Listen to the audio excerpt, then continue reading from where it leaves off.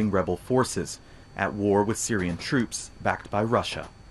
Turkish airstrikes have been pounding Syrian government positions for days.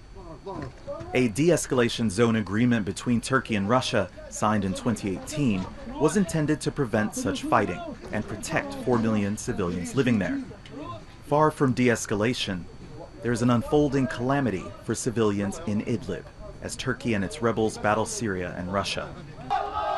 Whatever happens with Sarakib, it won't end there, or anytime soon.